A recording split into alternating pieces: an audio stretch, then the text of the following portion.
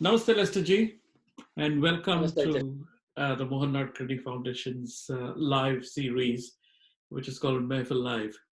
We're pleased that you have agreed to do this interview and also play for us on Sunday. So, Yeah, shall we launch into the interview straight away? sure. That'd be great. Thank you for inviting me. Let's start with your musical journey, Lester Ji. Uh, how did it start, and how were you introduced to Hindustani music? I'm actually born and raised in Australia. Okay. Although my interest in Indian classical music started in New Zealand, so what happened was that I met a New Zealand girl, and I came over here to spend some time with her and meet her family. And in the process of living in New Zealand, as you do when you're growing up and you're sort of going from youth to sort of early 20s, I was questioning lots of things in my life. And my background was fairly strict Christian background, upbringing. And moving away from home and all those sorts of things sort of opened up an opportunity for me to look around and see other things to think about and to understand. So part of my background at that time was reading things like Yogananda's autobiography of a yogi. And I became, very interested in the whole idea of different religions and different faiths and beliefs. So that was underpinning my sort of thinking at the time. But my background in Christian music was personal. I used to make up songs and write my own music and sing and play a little bit for the church I belonged to. And so, keeping that in mind, one time I was walking down Queen Street and there was some secondhand shops there and in Upper Queen Street, and I looked through the window and I saw a sitar. And I thought that's got to be the most amazing thing I've ever seen in my life. So I went inside the shop and said, "How can I buy this instrument?" They said, "Well, you can buy it if you want, but it's broken." I said, "Oh dear." So I said, "No, maybe not. I'll find out if I can get another one somewhere else." And in the process of finding out, I met Ratan Takodas, who was a sitar player in Auckland. Passed away some years back now. And I started having lessons with him, and he was able to get me a sitar, and I bought a sitar from him. So that's really how I started off. It's sort of like a combination of being interested in music in general and composing and looking for different ideas in terms of faith and beliefs, and then from there it just sort of went into becoming fascinated with the sitar itself. I didn't really know much about the music. I had no real idea at all about what the music sounded like or the traditions. So after that point, I started listening to Ravi Shankar, of course, who was the only name I knew. I didn't know anyone else at all. And so I started listening to Ravi Shankar's records and CDs, and some of the music I liked, some I just didn't like at all. It was too busy. It was like very intense, But what I did like was the slower music, and I guess the piece of music that stuck in my mind, which really I loved, was Shiv Kumar Sharma and Hari Prasad Chaurasia, Jugalbandi in Rag Jinjoti, and that is where I fell in love with Indian music. Where did you learn formally? Did you have a teacher here, or? Right. So what happened was that I was living in New Zealand. I'm actually an art teacher, and so I was going to Elam Art School up in Auckland. And I'd met Ratan, of course, and was taking some lessons with him. He was my first Guruji. And in the process of going to have a lesson one day, I met another New Zealand guy called Kim Hegan. He still is living in New Zealand and still plays a little sitar, I believe. And he had learnt for some years with Radhika Mohan Moitra from Calcutta. And he said to me, "Look, if you really want to learn Indian classical music, you need to learn, from a guru." And I said, "Yes, that's fine." At that time, I said to him, "Look, I'm going to go back to live in Australia soon." I'd sort of got to the point in my life where I was going back home. And he said, okay, so you're going back to Australia, then you need to visit and go to see a man called Alan Posselt, who was a friend of Kim's, and they both lived in Calcutta for some years and had been taking lessons from Radhika Mohan Moitra, a sarod player in Calcutta. So long story short, I went back to Australia, and later my girlfriend came over there, and we got married. And so I said to her, look, I'm still interested in Indian music. It's sort of like a fascination running around in the back of my mind all this time. By that time, I'd finished my art training diploma, and I was looking for something to do, you know, like I didn't have a job. I was working as a sort of handyman type thing.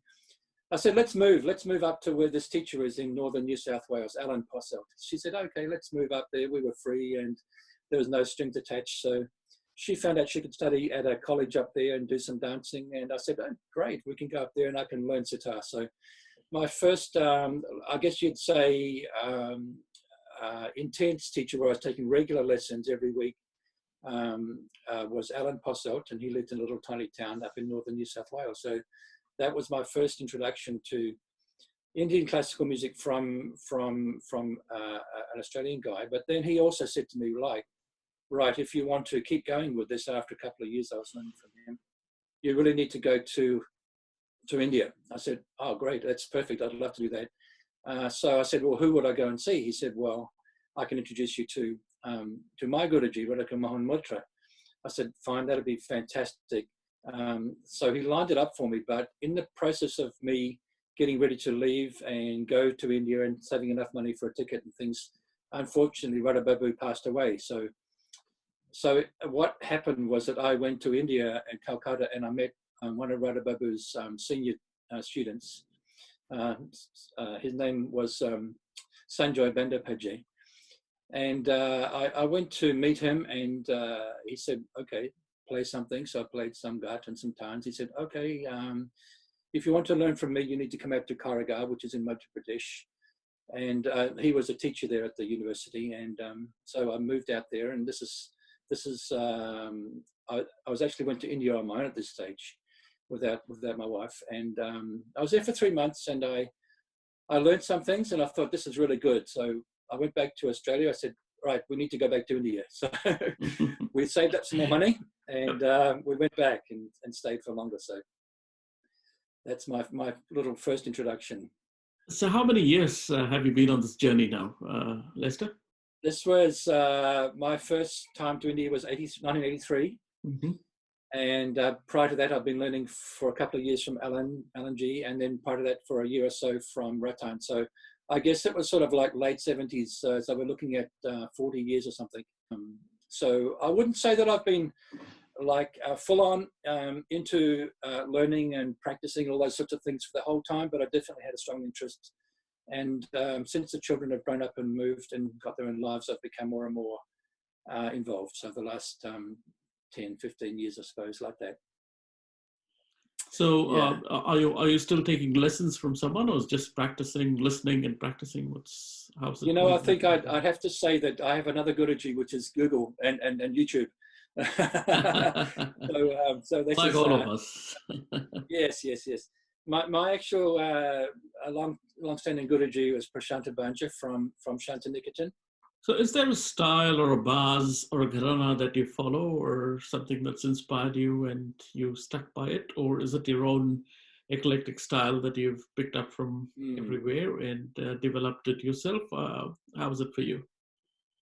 You know, I think it's the latter one, really, quite honestly. I think if you're a Westerner coming into Indian classical music, it's inevitable unless you actually stay in India for a long period of time, that you just flip around between this and that. I mean, traditional way of learning is with a guru, and you go through the whole the process of joining and accepting someone as your guru, and that means that you belong to a gharana and a style, and it's very formal. For me, it was never really talked about with Prashanta. Even he didn't mention anything about that type of thing. It wasn't really a big thing for him. I think he knew I was only there for a short time, a couple of months at a time, and it wasn't really important that we go down that track. So For me, I just really, I've listened to all sitar players, and I still do. Ravi Shankar, Nikhil Banerjee, Vilayat Khan, the three greats, of course. And then from there, I guess you'd say that I've got a particular love of Udaditya Mukherjee.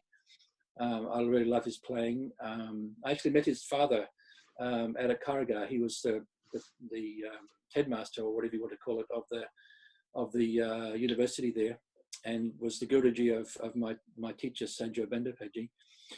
And then I also like Shahid Parvez, his style of playing, and Nikhil Banerjee, of course, has sort of stuck with me. Absolutely. But I would have to say that without lots of hours and hours of formal training and just fitting it in as best I can as time goes by, I've sort of developed a bit of I guess just my own approach of I play what I can play and what I can learn and what I've learned, and I gradually develop on that. But I wouldn't say it's any particular gharana or style. What started you on this journey of making sitars? You built sitars from scratch, and I think you're on to your third one or something like that. Yeah, I guess I'd have to say that I'm a practical person by nature. I'd actually majored in sculpture at art school, so I love making things. I'm a hands-on person. I like to construct and build and use tools and equipment and try and figure stuff out. So I basically have just taught myself how to make sitars. I haven't had any formal training at all. Yeah. Right. So can you tell us about something which you're going to play on Sunday for the concert? Yes. I'd like to play Rag Brindabani Sarang. It's a noon rag. I won't be playing one of my sitars. They're not good enough yet. Mm-hmm. I'll be playing on my Miraj sitar, which is this one here. From Miraj, yeah, okay. Miraj, it's a very beautiful sitar, which I got about 3 years ago. Mm-hmm. And I would have to say it's my best sitar that I've ever owned. It's a professionally made sitar. So what I do when I go to make my own instruments, I've started becoming a lot more organized. I've been doing measurements, and I've been doing thicknesses, and I've bought myself calipers and all sorts of things. And I'm trying to understand how to make a sitar which sounds good. So about 2 years ago, I made this sitar, which is, looks nice. It sounds quite good. And I made this sitar, but the big issue with making sitars in New Zealand is this gourd here. You can't get them. They don't grow here, or you can't get the seeds, or if you try and get the seeds, MAF will confiscate them. So, which is fair enough. So I've developed another idea, which is to, through talking with a friend of mine in England, he makes or has made some sitars out of paper mache and also like leaves of paper, like pieces of strips of paper. So I'm trying that now, that particular way of making sitars, and it's going quite well, I hope. I'm halfway, 2/3 of the way through building another one in that method. It's quite a long process, and I'll hopefully be able to, at some later stage, show it to you and play it and see if it sounds okay. So let's see how that goes. There's one more sitar I want to show you, which is sort of experimental, just to show you what I'm doing. Mm-hmm. So you can see the sitar is, the pegs here are more like cello pegs or something. They've been flattened out like the big violin pegs or something like that. Right. And also, just for interest, I've made some struts on the back. Oh yeah. Yeah. The reason I did that was because I'm trying to figure out how to make it sound good. Now, the only way you can do it is by opening the whole sitar up, and you've got to cut the top off and open it up and thin things out, then glue it back together and then try again. It's a very slow process. So I said to myself, I'm going to make a cut down sitar like this. It's sort of like a travel sitar. This back is made from teak, and the top is made from teak, all teak.